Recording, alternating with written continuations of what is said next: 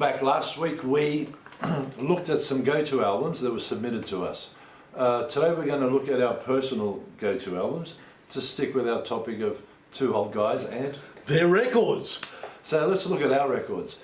Do I have a go-to album? Well, I had to think about that one. I had to think long and hard. And you held it as a secret from me too. I did, and I'm going to reveal it today. I don't listen to this album every week, every month. I might listen to it once a year, once every 2 years, but even so, this is my go-to album, and it's the Sex Pistols, Never Mind the Bollocks. Wow. What do I like about this album? Its raw energy is as fresh today as it was in 1978 when it was released. I think 78, yeah. The mere fact that we have a band of 20, 21-year-old lads that couldn't really play their instruments, this album is really quite dynamic.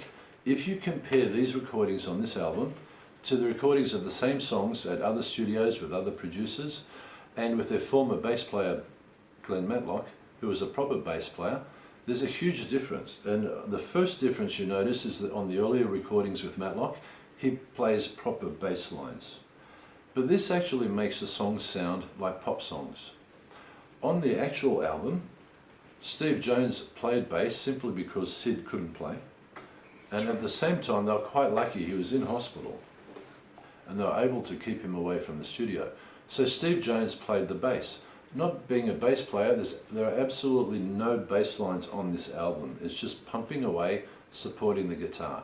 With overdubs with 3 or 4 guitars playing at the same time, the album is just dynamic from start to finish. The only disappointing song is the opening track, probably more to do with the subject matter, I suppose. Although I haven't studied the lyrics, just the overall picture is I don't really want to know about it. But it just doesn't let up. If you think that there are a couple of lads that couldn't play, the guitar solo in God Save the Queen is very Chuck Berry style. Oh wow! But it's short, it's sweet, it's fantastic. There's also a nice trick in God Save the Queen where there's a stop, bending of the E string, and then bang, they get into it again. So overall, I think the whole album is relentless. It's an assault on the senses. The aggression, the lyrics, well, no, let's not talk about the lyrics. If anyone believes that anarchist rhymes with antichrist, then that's fine. Then I don't know anything about lyrics. But you know, when you see that, or when you hear lyrics like that, and you see how they're written, you know, do those 2 words rhyme? I suppose the last 2 letters of each word rhyme. That's ST. Well, they're half rhymes. Okay, half rhymes. They're half rhymes. So that's quite amusing. Now, interesting thing, were they really a punk band? Well, in the beginning, they considered themselves to be a rock band. And if we look at early AC/DC in Australia, when they first had some commercial success here, they were labelled punk rockers. Wow. You didn't know that? No. Oh, I'm showing my age now. They were punk rockers, the media, and we loved them for it. Punk rockers, punk rockers. And then in 1976, the punk thing hit in England. The Sex Pistols easily fell into that. And by adding Sid to the lineup, the quintessential punk, with his attitude and his look and that sneer, they just became a punk band after that. Wow. So, interesting thing, they only ever made 1 real album. And, you know, the reunion tours after that, all they did was play 1 album plus 1 Stooges song. That's remarkable. So the album is constantly in the top 100 in many top 100 charts, and there's a good reason for that. So if I have a go-to album, that's probably the one. Wow. Okay. So for me, it was very, very, very, very difficult. You know, I could have gone, you know, everyone knows how big of a Beatles fan I am. I could have gone with the Beatles, no matter how many times I listen to it. It's fresh, it's happy, it's a great album, you know, but I went a little bit metal, okay, and then I got really, really, really stuck between which album to choose between my go-to albums. I came very, very close to Rust in Peace by Megadeth, okay, all killer, no filler, very, very close. And the reason why I didn't choose it was, by this time I was an adult, right? So I sort of had matured, I went nostalgic for mine. right? I went nostalgic, and I went a little bit further back to when I was a teenager. And this sounds like a sequel to George from Earlwood's Ride the Lightning. Okay, so he chose Ride the Lightning, and I actually introduced a little bit of Master of Puppets by Metallica. My favourite go-to album. No matter how many times I listen to it, no matter how old I am, I can listen to this album and say, this is amazing. Now, as I said in the earlier episode, this was their third album. They replicate Ride the Lightning structurally, okay?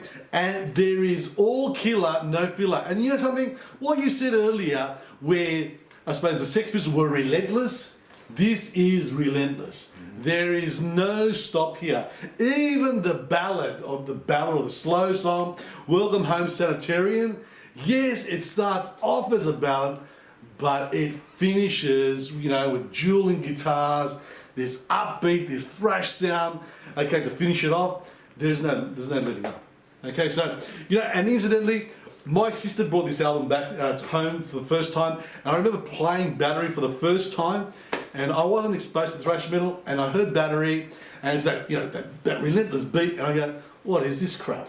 I couldn't listen to it, right? So I put it down for a few days, and I came back and I listened to Master of Puppets, and I said, wow, what is this? This is louder, this is faster than anything I'm listening to at the moment. Because at that time, I was listening to Dokken, Motley Crue, and all of that. So this comes out, and this is a game changer for me. Because after this album, I just wanted everything to be faster, to be louder, and to be more aggressive. I couldn't go back.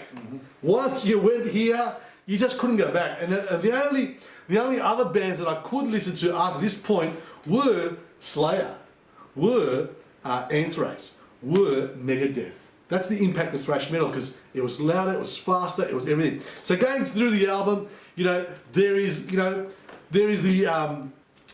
themes again: disposable heroes, okay, the disposable soldiers that get killed, okay. There is Welcome Home Sanitarium, you're someone who's locked up. There is Master of Puppets, okay, being who is the Master of Puppets, controlling us, you know, with addictions and obsessions and all of that.